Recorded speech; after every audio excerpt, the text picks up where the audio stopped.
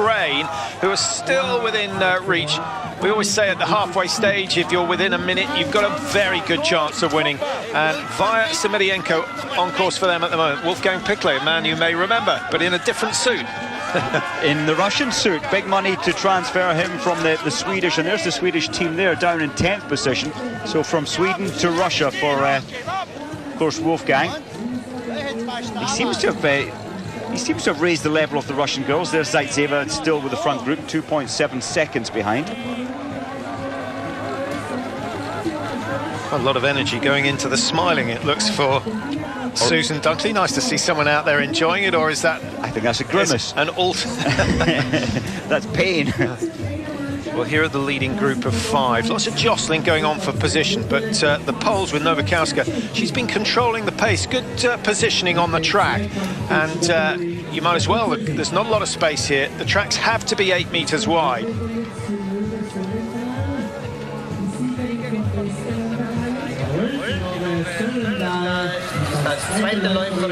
Sullemdahl finally starting to turn it up, and she looks nice and relaxed, doesn't she? What a brilliant performance from her yesterday to win the pursuit, and under so much pressure. Her penultimate shoot was brilliant in the standing position, and then there was always going to be that question, would she be able to take the pressure on the final shoot? But it was immaculate. Another 5 with 5, 19 hits out of 20. And in fact, yesterday, the women, Mike, 16 shot 19 out of 20, so a hit rate of 95%. The men only managed 6 at that level. Interesting stats.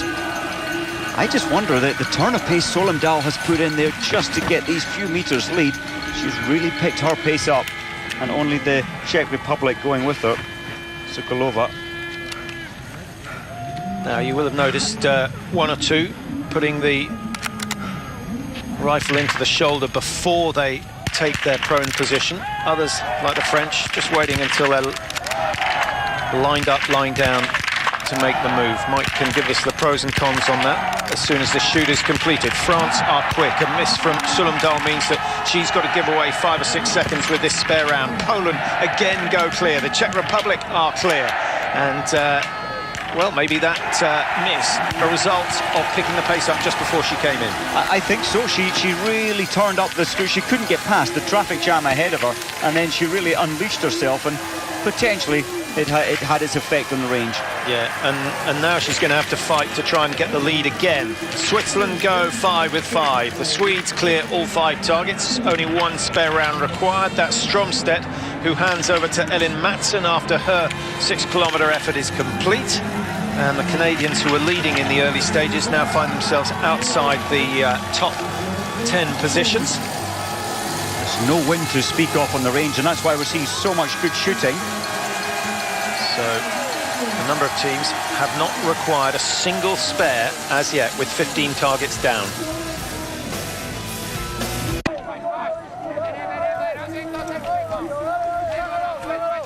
Well, 2 or 3 of the minor teams still holding on to the big names in this relay, and one of the favourites starting to come through. It's Miriam Gusner, who is really pushing the pace now as she tries to close down on the leaders.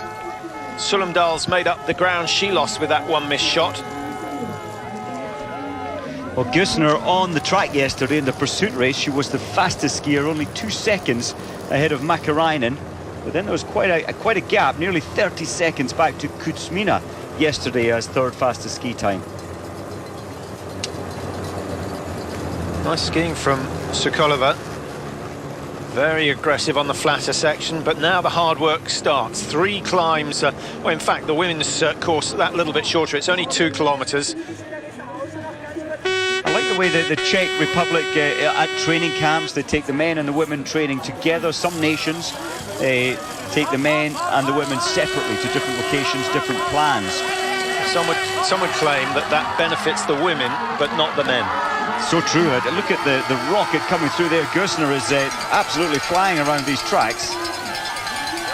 Now, she was 15 seconds down after the prone shoot, Patrick. That's a phenomenal amount of time in just, what, 1 kilometre from the range. Well, it's great work from Gusner, but it does have a risk attached to it. And that risk, of course, comes in around 2.5 minutes' time when they come into the range for the second time.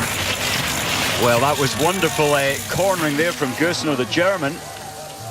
And she's moving up into fourth, soon to be third, you'd expect. Well, she missed 3 in the standing position in the sprint, Mike, so that's maybe gives you an idea of what is to come. But with these conditions, there's no wind to worry about, and it does equal things up a little bit between the really good shots and those who are of average ability. Sweden still in the top 10. Stromstedt 26.9 behind. That's a comfortable margin at this stage, just behind Kuzmina, who looks far from her real self when she's on form. She looks slow, she looks heavy, and nothing like the woman who won the Olympic sprint. No, well, yesterday she was fast, but I agree, she's only gained 1 second from the range on the lead time.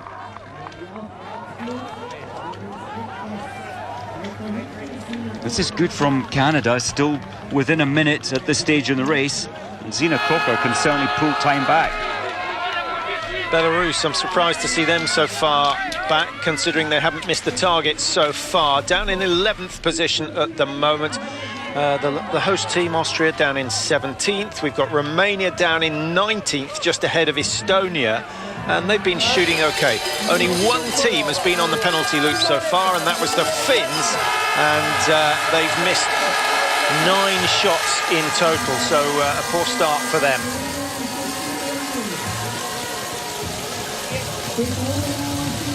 Is that the VIP lounge? I think that's just the bar, the pub. Well, there's certainly a fair amount of alcohol consumed over this weekend. There's a great atmosphere, lots of music laid on, and being Sunday, many will disperse straight after this race, but for those who want to be entertained, there's plenty of options. I love the way Solomdal, again, she's skiing down the range with her eye on the target nearly all the time, just absolutely focused on wanting to prepare herself to get these targets. Sokolova nearest the camera. Gössner in lane 2. We've got Solomdal of Norway in lane 3. Just behind her, the French with Marie-Laure Brunet. She should be able to hit 5 with 5. Solomdal hits 1, misses 1. Brunet taking a little bit longer over that first shot, and it seems to have paid off. 2 out of 2 for France, 3 out of 3 now, and the advantage swinging towards them. Gössner paying the price for pushing so hard, and now the French have missed, but Russia with 5 out of 5, doing what they do so well in the relay, and it's Olga Zaitseva who is the first to leave. This is where you need the experience with someone like the name of Zaitseva. She's been around for 10 years internationally. Now Gössner in danger of going on the penalty loop. I think you said it, on the track she was flying and putting herself into that risk area. All that work has gone to waste. Although she could argue that I could have skied slowly and still missed the targets. So, a penalty loop for Gössner, and Germany's chances have just fallen through the floor because, as we mentioned earlier, there is no Neuner to bring them back, and Neuner was capable of closing a gap of 1.5 minutes on the final leg, but that won't happen today. Andrea Henkel is on course. She'll shoot okay, but she's not in the sort of ski form that can recover that sort of margin. Oh, the margin is massive now, but Gössner is going to ski even faster on her final 2 kilometers.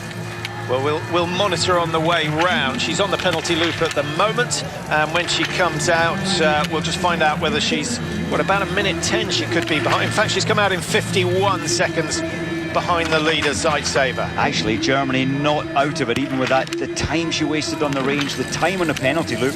I think she'll pull that back to, 41 seconds off the lead time of Zaitseva. Russia, France, the Czech Republic, still the top 3. Norway hanging on in 5th, only 16 seconds down.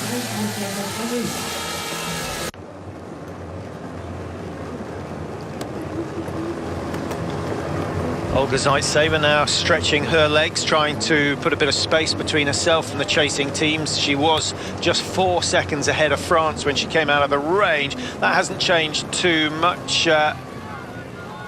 Is that Slovenia in second place, or the Czech Republic, Mike? Team number 10. Kuzmina. That is Kuzmina of Slovakia. Now, that's a remarkable turnaround. She's shot well, Kuzmina, and we thought she was skiing pretty badly on the last lap.